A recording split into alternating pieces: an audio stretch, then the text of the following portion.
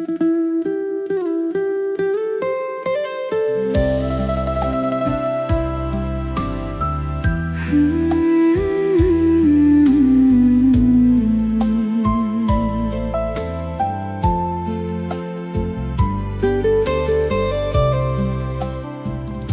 ีวิตมนุษย์โดยเพลิเวงឆ្ងាយមានសប្បាយមានសោកមានទុក្ខព្រួយជួបភ្លៀងបក់បោកម្ដងហើយម្ដងទៀតតែចិត្តនៅតែរឹងមាំមិនរួញរាថ្ងៃនេះមើលទៅមេឃខៀវស្រងាត់ផ្កាក៏រីស្គូស្កើយតាមមាគា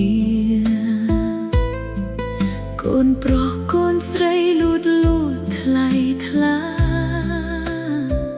ជាមូទុនភាពនៃម្ដាយគ្រប់ពេលលាកុំរំលឹកខ្យល់ចាស់ដែលរសាត់ទៅកុំរំលឹករឿងព្រាត់ដែលកូនឡងឆ្ងាយសូមញញឹមទទួលថ្ងៃថ្មីរះចែងចាំងឲ្យបេះដូងមានកម្លាំង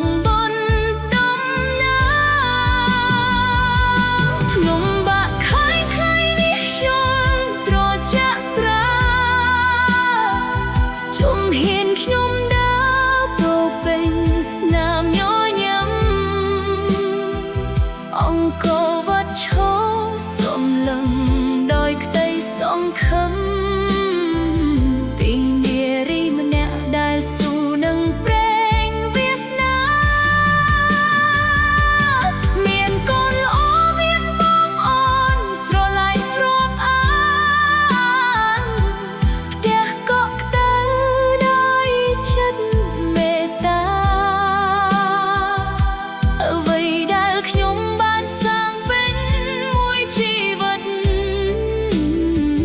ជាការរីស្រស់ស្អាតក្នុងរ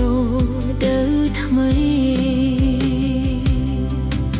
ដោយថ្មអង្គរឈរឆ្លងកាត់សុទ្ធវត្តដោយព្រះសូរិយារះផុតអន្ធកាលទោះជួបរឿងណាក៏មិនអាចបំបាចិត្តរឹង